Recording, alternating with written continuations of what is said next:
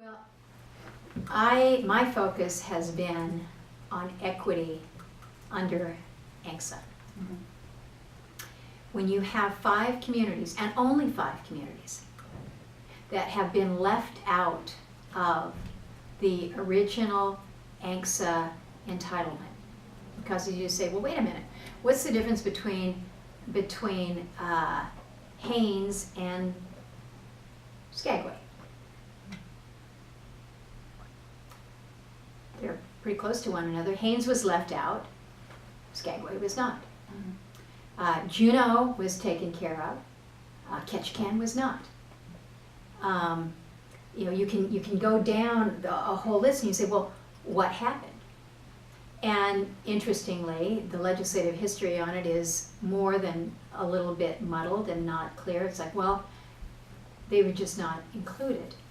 So you have a situation where all over the entire state, Alaska Native people received their settlement, their entitlement under ANCSA, with the exception of 5 communities. And there were requirements that the villages or the communities had to meet in terms of minimum number of residents and the like. These 5 communities met them all. There was nothing that was a disqualifier.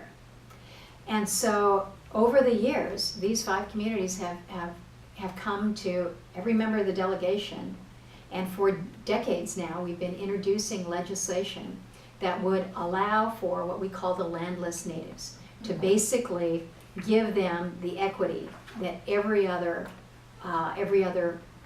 native community was entitled to. Now, there are those that don't like that, because they say, well, you're giving up federal land and they might develop this.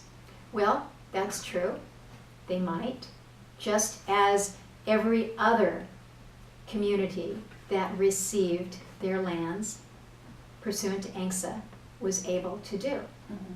They might put it in conservation status, I don't know, but at least they would have that opportunity. Instead, they are treated as just kind of